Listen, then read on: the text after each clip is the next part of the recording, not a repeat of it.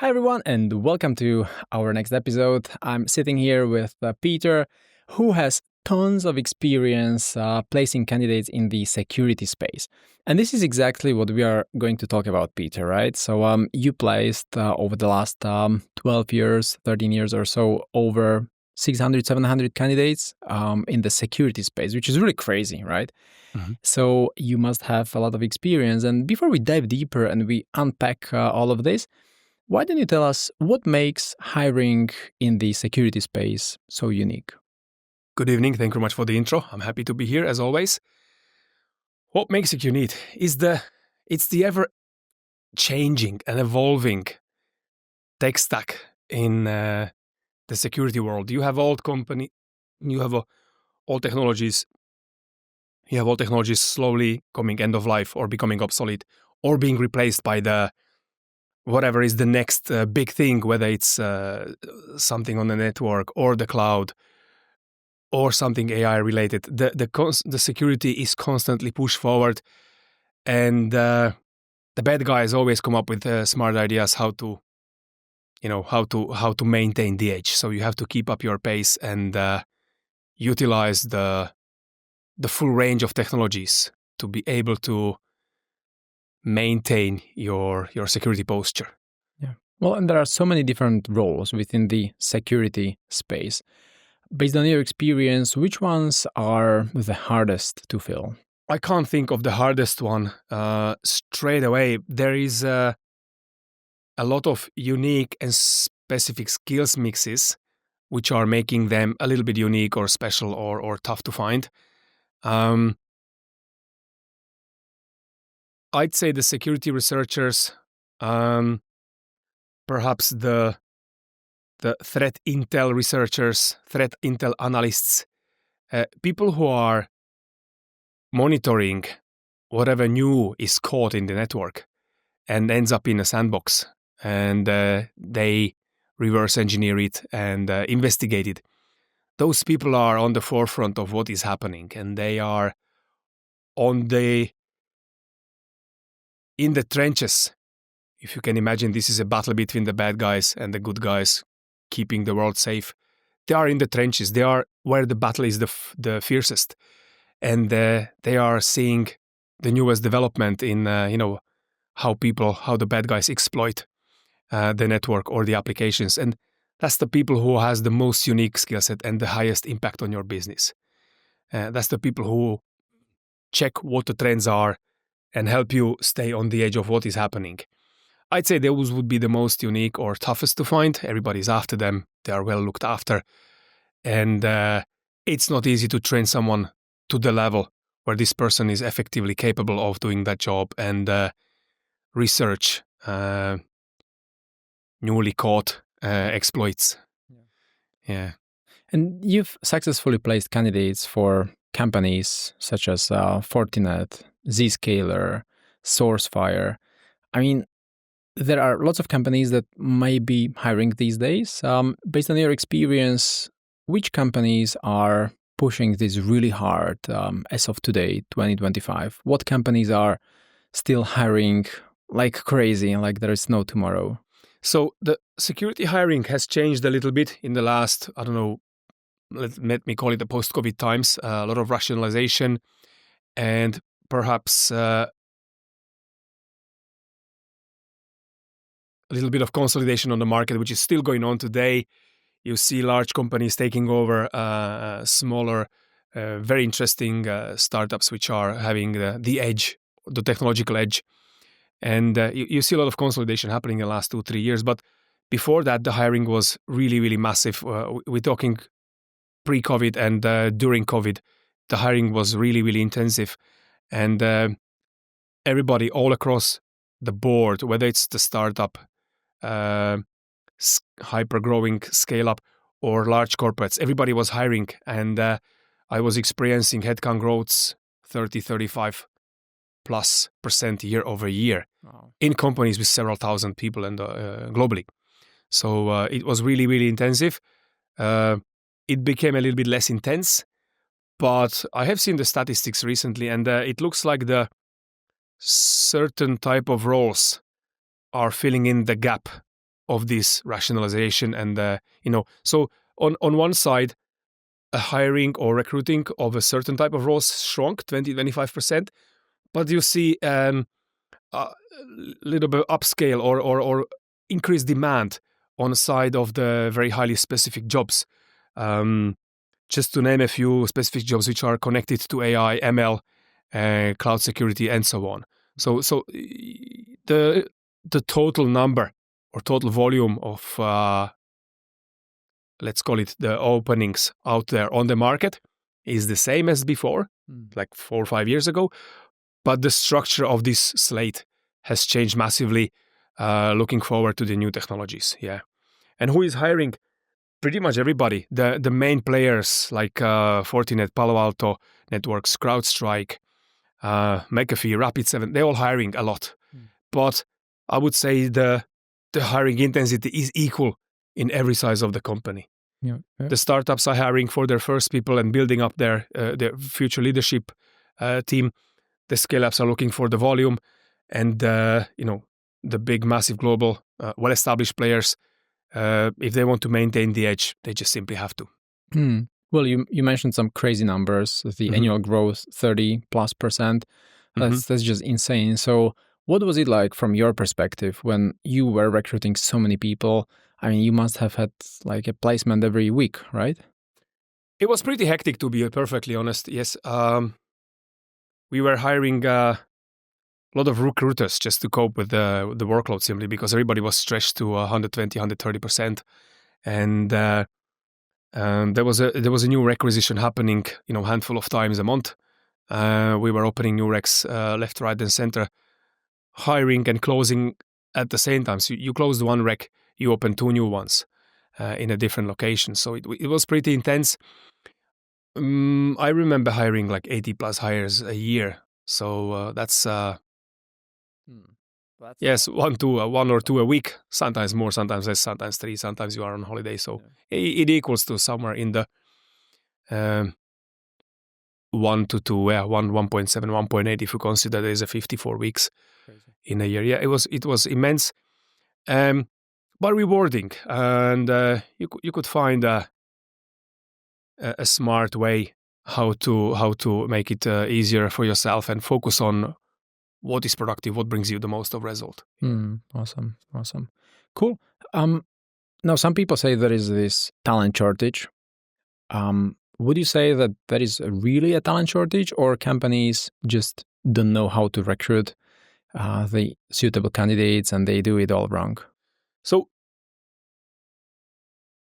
there is a number of companies out there who don't know how to hire, but luckily there are these other ones who have a very good clue about how to do this, and there has been a massive shortage, supported by a lot of statistics and big data information available from 5, 6, 7 years ago, and even recent. And there is let me call it a critical shortage of talent in the last 5 years, and the gap between what the market is able to supply and the headcount open only grew 19% since 2023. So it is role specific, to be perfectly honest. So the slate of that total number of requisitions or jobs opened has changed a little bit. Some of the technology is slowly moving away or fading and being replaced by the new kids on the block, the freshest, and the next big things. And just to pinpoint a few areas which are growing the fastest: cloud security engineer, security operations center analyst, threat intel analyst, cyber risk specialist. And the shortage is not looking like shrinking. So the demand is huge. Companies are utilizing a number of tactics to overcome, because simply fighting 5, 6, 10 companies fighting for the same individual is not going to get you forward, because that's only one hire. These other 9 companies still have a gap somewhere. So they're being creative, looking at auxiliary areas surrounding network security where talent is compatible and trainable in acceptable time. They have massive early talent initiatives, whether it's on secondary schools or colleges, motivating people to go into STEM studies, which leads to higher number of people in STEM studies, which leads at the end more people ending their studies with something IT or ideally security related. So there is a massive initiative all across the front to boost a number of people available on the market, decrease the shortage, but it's always a catching up game. So you're not really able to, with a flick of your finger, suddenly you have like 20-30% of the gap. So you compensate and cover some of the gap, and another part of the gap will expand anyways, and by the same amount. So it's a constant battle, and funny enough, it hasn't changed much in over the years. Yes, the structure of it and the looks of it changed, but the amounts and volumes are pretty much the same, or growing even. Yeah. And given this talent shortage, what do you think is a realistic expectation from the hiring manager's standpoint, assuming he or she wants to hire a security engineer? How fast can they expect someone to join the company? How fast? The fastest campaign can take a few weeks to 1 or 2 months. On the other side of the extremes, you have several months of a dragging campaign. It all depends how unique is the skill set and how many available potential candidates you have out there. So what is critical for this hiring manager is to have a clear picture what we're after, and have also a realistic view on the market, what the market can supply, how many people are out there, how tough the battle is going to be for me as a hiring manager to win that one person out of the very limited pool for myself. So what do I need to have ready as an employee, as a proposition? How strong is my brand? How likely am I to attract the best talent? What is realistic for me to achieve with this hiring process? So have a clear idea, what am I after? What am I ready to pay for it or provide this individual as a employer is really, really critical in your ability to attract the best out of what you're looking for. So the companies which are winning this game usually have a very sound branding. They have a very clean employee branding reputation or employee experience reputation. So people have a tendency to stay there. The staff turnaround is small. Their Glassdoor is reviews are sound. Of course, you can't, prevent the odd apple to happen from time to time. But in majority, your stance as an employer should be nice and clean and attractive for people to join you. And you also need to have a realistic picture about what is the market where you're recruiting, and how many other companies are after the same thing, and then adjust your strategies to make sure you are on the hiring end, not on the waiting end of the scale. Yeah, true. And what should companies, and especially these hiring managers, know about the security clearance, which obviously is quite important for security roles, right? And there are some differences between the US market and European market. Yeah. So what should they know about? So these benchmarks or limits from which security clearance is necessary may vary from market to market, not only US or Europe, but also globally. A lot of projects out there need a security clearance, whether it's defense industry or the newly emerging defense industry branches, like IT related, or let's call it the cyber warfare, or the modern ways of battling, which are sitting somewhere halfway between the physical and or cyberspace. So the need for security clearance or level of it may vary from customer to customer, whether it's government or European organizations or institutions or defense organizations or companies, service providers, which are providing services to these organizations. So security clearance may or may not be needed, varies a lot, and the level of it as well. But I definitely see a massive uptick in demand for people with security clearance and clean criminal record. Now, if these answers. Now, if you look at it from the other side, what are the top security professionals looking for? Are they only interested in compensation or some other benefits, some special perks? What is now common on the market?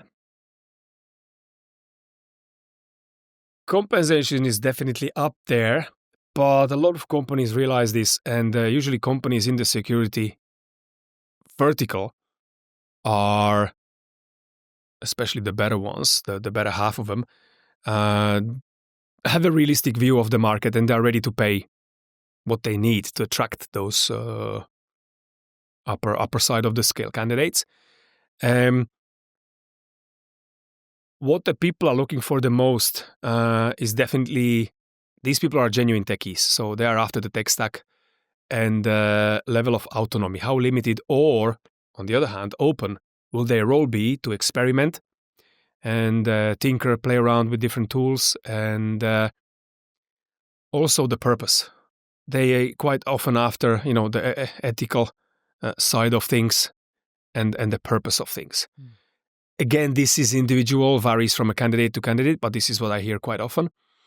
The position of the company in the market as well is important, so they would prefer to work for companies which have a certain sound and visibility and reputation on the market.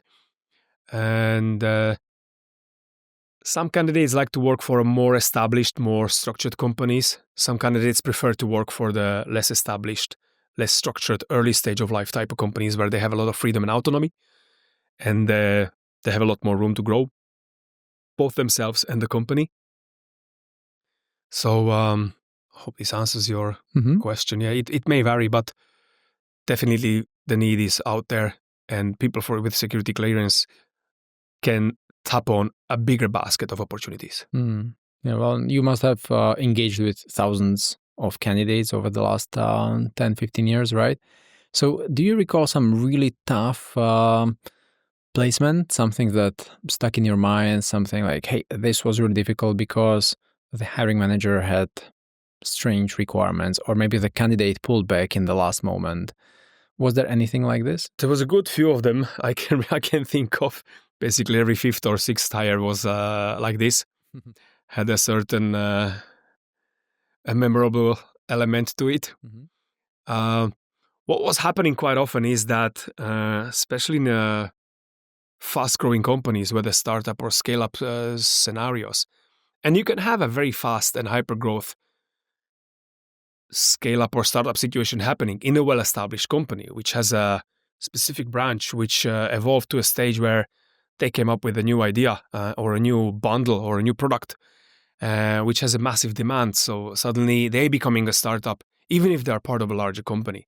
So the dynamic within that group is completely different to the, let's call it the mother company. And what was quite often happening is we were looking for something that didn't exist or wasn't like widely available on the market, like a special skill mix or a unique background of a candidate. And this was causing us quite a lot of need for back and forth. So I received the job description, or okay, Peter, we look after this and this type of person to fix this and these type of things. These are the duties. This is what the person ideally should have. And I went to the market, done my research, mapped the market for similar people, and I realized that particular skill set is extremely unique or not available at all. So, and most of the companies called it completely different, or just a third or half of that skill set or 60% of that skill set was available widely among the pool of candidates with a similar technology or background. So I had to go back to the hiring managers. Okay, this is what you're looking for, but this is what I found on the market. This mix of things is not possible or is extremely rare. But if you would drop these 20, 30 things, or maybe cut this job in two, create one of basket of duties out of the more technical ones, and then another basket of duties with the more functional ones, create two. Suddenly, you're looking for two people of a much more widely available skill set, which means you don't have to wait 9 months for finding that one person who can do that, but suddenly you can have somebody in 1-2 months starting, because simply the market can supply a lot more of that. And that was a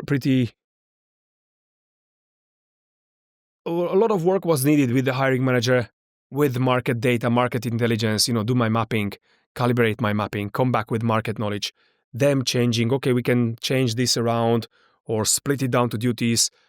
Somebody internally can do the 20-30% of the duties, and then we shrink the job to 70%, but more easier to find type of a skill mix than strictly insisting on 100% on the initial idea, because simply the initial idea wasn't existing on the market. And this was happening quite often because I was hiring first, second, third person of a newly established department which didn't exist before, and that's why we had to be very creative. And I was constantly between hiring managers and the market, back and forth, changing intelligence, and it was organic on both sides. Yeah. Well, this is actually extremely important.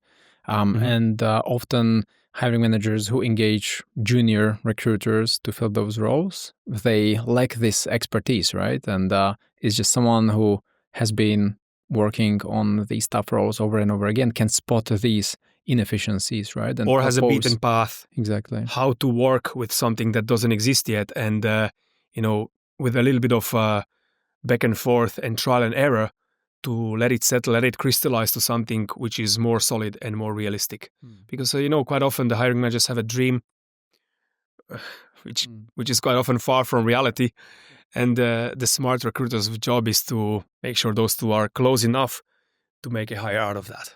Yeah, so true. Yeah. So if you were to fill 5 roles for a client, the requirements would land on your desk tomorrow, what would you do? What would be your thinking process? I would first make sure I know exactly what I'm after. So I would talk to that hiring manager and give them questions for which you don't have answers on the job description. So I would go beyond the job description and ask things which are between the lines of job descriptions, things that are difficult to put on the job descriptions and people don't ask. But these things are critical while selecting the candidates and deciding for a hire. And that's what I would, that's how I would complete my mission objective on an individual level with regards to every of one of those 5 requisitions, and then map the market for whatever is out there for that particular skill set, particular location, or seniority level. And then come back to the hiring manager, if needed, for calibration, that, hey, for this particular skill set, this is the amount of people that I found. The number is too small or optimal, or the size of the pool basically will determine what kind of strategy I would recommend to the hiring manager and how to proceed from there, depending on knowing how likely we are about to hire out of that size of a pool. And then just go for it. But I would also advise the hiring manager to have a solid branding, to have a solid case ready for those people. Because imagine those people are being approached by not only myself, but 5-10 other companies with very good position in the market. And we need to stand out. We need to have something nice to offer to them, not only cash. And, have a sense of purpose, have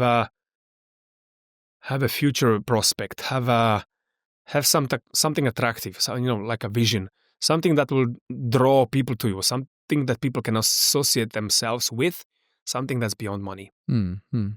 And they will more likely to swing towards you rather than the other 7 or 8 companies, because you're providing a little bit more. And what is the one thing that every hiring manager should do when engaging someone like you to hire a security specialist?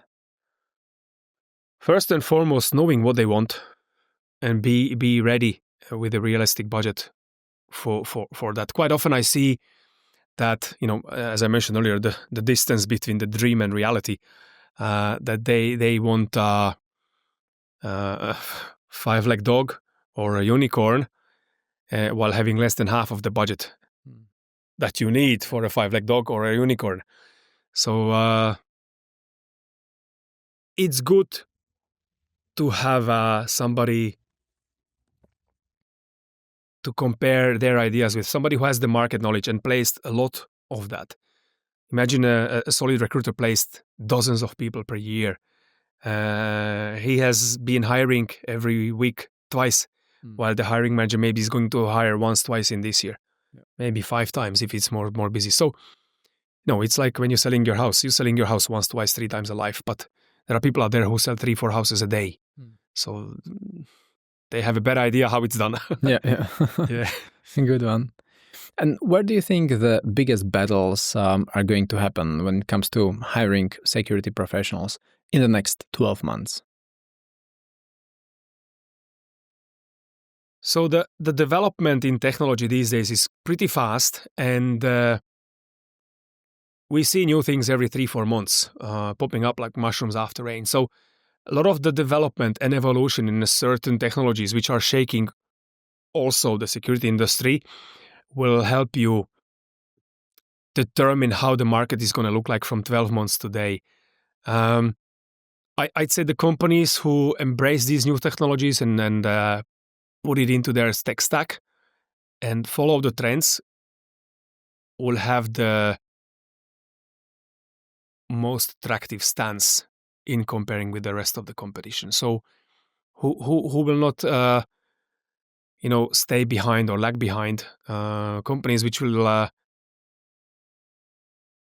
implement into their security posture the most modern, ML, AI, up to a certain extent, because AI, I would say, in a certain areas has room to grow. It's a new area. It has a massive potential, and it has also at the same time a lot of unanswered questions. And security is technologically rather fast growing, but in terms of embracing and implementing the newest versus technologies, they are kind of conservative, so that they want to be sure the thing works before they make it a standard. Yeah. Until then, we will use the old thing, because you know yourself, with security, your attributes and needs look slightly different. You have to be reliable and safe and secure first and foremost, and then comes the newest and freshest technology. Yeah. So that's what I would say. Whoever will be making the biggest noise in 12 months today are the ones which are looking at which are the trends, which way the IT and especially security is moving, which way the network and the usage and how we utilize the network is evolving, and what the bad guys come up with. So a bit of a combination. Yeah. And if there is a client, a hiring manager who says, hey, guys, I already have an internal HR team, there is a recruiter working with us internally, we don't need to work with an external agency. What would you say? Yeah, it's all fine. Good luck to you. Wishing all the best. You're well equipped, you think, to engage and run into the hiring battles ahead of you.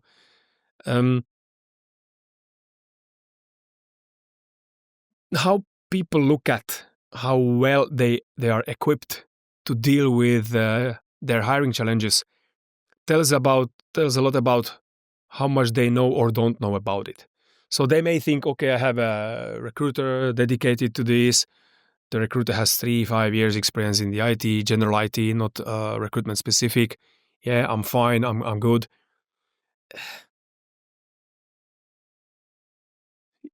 What I have to say to that is, within the scale of what they need, they might be perfectly equipped. But the scale of what they're up against can be much higher, much bigger, and it's your winning chance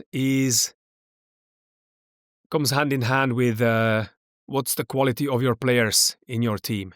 Yep. So if your team is legendary A players who've been winning World Cups for the last decade, you have a higher winning chance than a rookie football team, with 10 fantastically talented people, but without the knowledge of without having the routine. Yeah. So who has the better chance of winning? Guess. Let's guess. Yeah. Well, it's probably similar to having a lawyer, right? You can have a junior lawyer right after school and a senior lawyer who knows what, Who's been doing that? Who's been doing that for 20 years, or a generalist lawyer who knows a little bit of everything, but not really, deep or especially enough. who does that every day for the last decade, only that. Yeah, exactly. So he can navigate in those waters much better, much faster, more effective, has the knowledge of people, network of people, knows the tricks, and has a beaten path to success because simply having the repetitive experience. Yeah. So, look, every company has the right to think their own about their readiness to face the recruiting challenges. There is somebody maybe out there who is doing it better or differently, more successfully. It's up to them to evaluate what they need.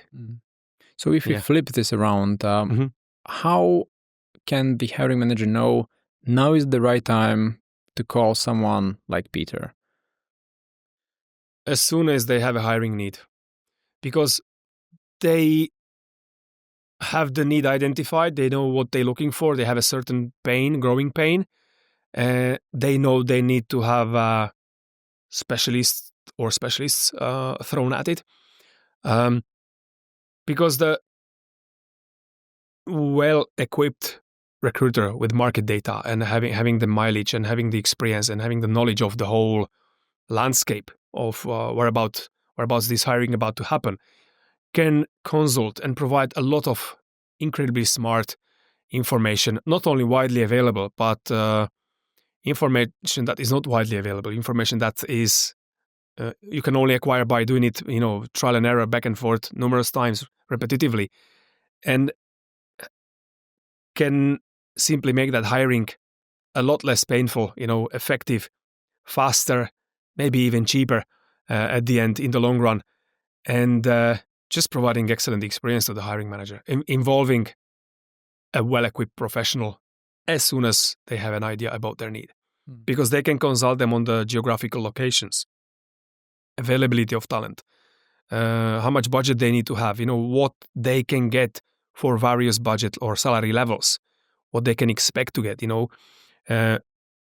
if they have a certain hiring need or a certain growing issue in the company, if they consult a professional, well-equipped recruiter or expert recruiter, that recruiter can help them. Hey, this is growing need of yours. You don't need only one person because you need maybe 2, 3, maybe 4 different people with different skill sets to cope with all of whatever you identified as an area of where you need people for. So there's a ton of little things which can help relieve some of the darkness at early stage on the hiring manager end, and make this experience a lot faster, a lot smoother, and cost effective. We're not talking about bluntly about money, because what's worse than a bad hire? Then it costs multiple times more than a very expensive recruiter.